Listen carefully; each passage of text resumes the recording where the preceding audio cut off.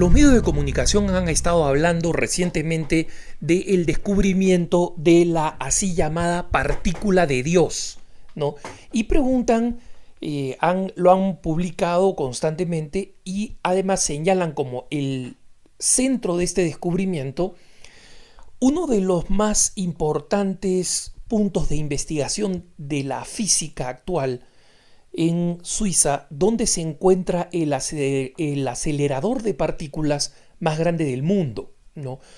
¿Qué cosa es esta partícula de Dios? Porque mucha gente inmediatamente al ver que la ciencia se refiere al haber descubierto alguna, entre comillas, partícula de Dios, básicamente nosotros estaríamos hablando de algo que tiene que ver con Dios y que probablemente viniendo de la ciencia tendría que influir negativamente en la creencia de Dios. Voy a explicar un poco qué cosa es la llamada partícula de Dios para comprender cómo esto en realidad tiene muy poco que ver con la fe en Dios y básicamente no tiene nada que ver con que la ciencia haya descubierto algo que de alguna forma reemplace a Dios absolutamente para nada. Pero para eso el tema es bastante complejo. Voy a tratar de explicarlo de una forma bastante sencilla.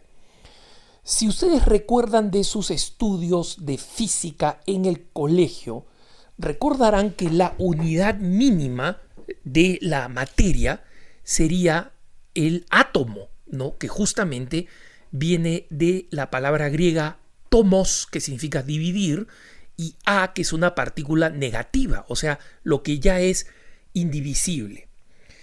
Sin embargo, dentro de este átomo, de esta unidad mínima, este átomo tiene lo que se conocen como partículas.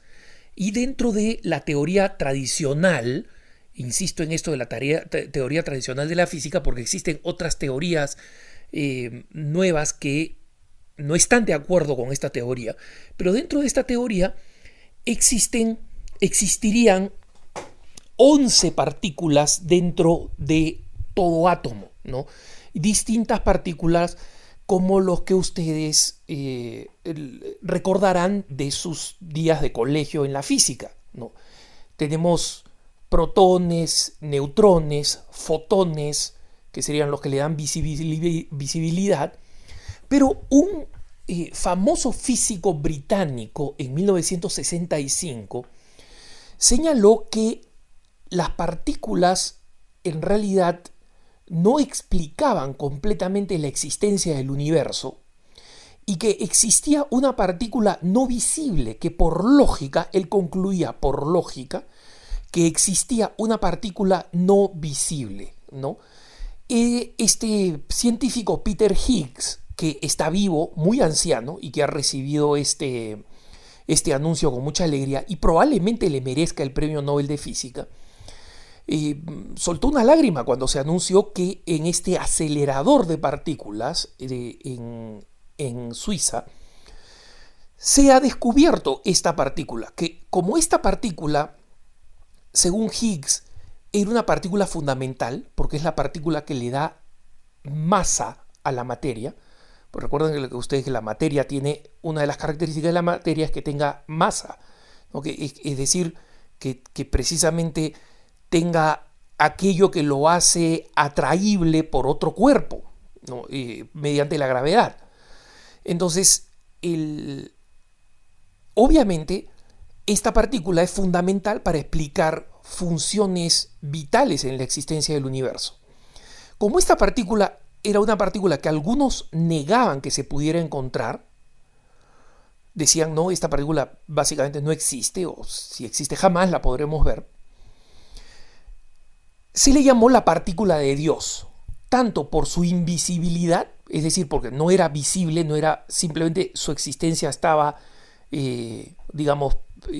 propuesta por Higgs como una conclusión lógica, tiene que existir, aunque no la veamos, ¿no?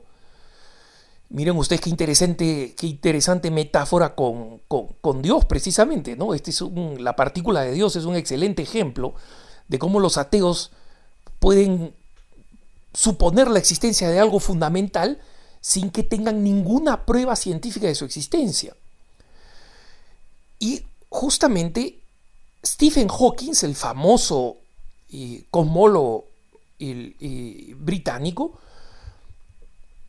apostó $80, o 80 libras esterlinas me parece, pero apostó dinero directamente, diciendo que ni en su vida ni en la de Higgs, o sea que ambos iban a morir antes que esa partícula se encontrara, porque él creía que esa partícula no existía.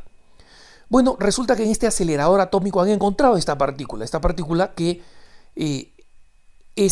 vendría a ser la partícula número 12 del átomo, la única partícula que hasta ahora no se conoce y que se le conoce como el seno de Higgs, le decían a esta partícula, que lleva el nombre de justamente quien propuso su existencia, y algunos le llaman la partícula de Dios porque era, como digo, invisible y tiene esta tremenda importancia de la masa, de proporcionar la masa a los cuerpos físicos.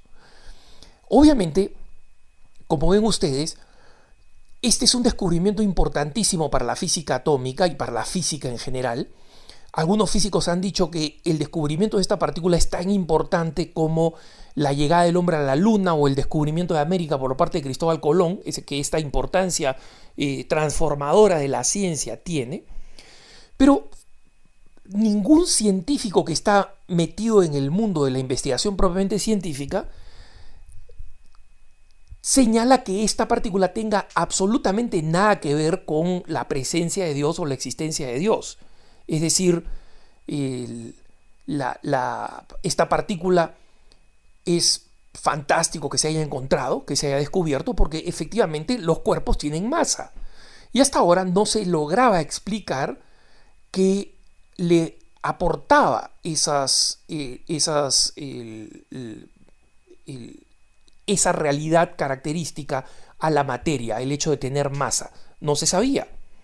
Y obviamente el hecho de que se descubra esta partícula adicional que explica de dónde proviene la masa de los cuerpos físicos, esto precisamente es algo fascinante, demuestra la maravilla de la ciencia, demuestra la grandeza del cerebro humano, la perfección del cerebro humano, pero deja en el aire las preguntas, exactamente las mismas preguntas y las mismas discusiones que vamos a tener con los ateos, ¿no?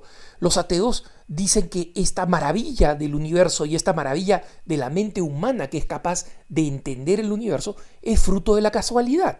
Nosotros decimos que es fruto de un Dios creador. Y ellos no tienen ninguna prueba para decir lo que dicen. Y nosotros tenemos pruebas que para ellos son insuficientes. Entonces ellos también van a decir lo mismo que nosotros decimos. Ustedes no tienen pruebas para decir lo que dicen. Con la diferencia que nosotros aceptamos el papel de la fe en nuestra afirmación de la realidad. Ellos no se dan cuenta que tienen una fe en la irracionalidad de la naturaleza. Es decir, creer que la naturaleza haya terminado siendo, que el universo haya terminado siendo lo que es, producto de la pura casualidad, es una opción de fe. La ciencia no tiene cómo demostrar que es así. Y el descubrimiento de esta partícula no tiene absolutamente nada que ver con Dios, en sentido de cuestionarlo, afirmarlo o negarlo. No, simplemente no tiene nada que ver. Para nosotros, los que creemos en Dios, este descubrimiento es fascinante porque nos vuelve a mostrar la enorme complejidad de este cosmos y cuya complejidad nos habla precisamente de una inteligencia creadora primigenia y nos habla de la magnitud de la inteligencia humana que puede llegar a estos niveles científicos y en consecuencia ayudarnos a comprender lo que significa que los seres humanos hayamos sido creados a imagen y semejanza de Dios. O sea que para aquellos católicos que se encuentran con algún ateillo de medio pelo que les viene a decir, ahora se ha encontrado la partícula de Dios, simplemente pregúntale, a ver, explícame qué es la partícula de Dios y se van a dar cuenta que el 99% no tiene ni idea de lo que está hablando. Y los que tienen idea, si son honestos, van a comprender que no tiene absolutamente nada que cuestionar al Dios en el que nosotros creemos y esperamos que ellos algún día también crean.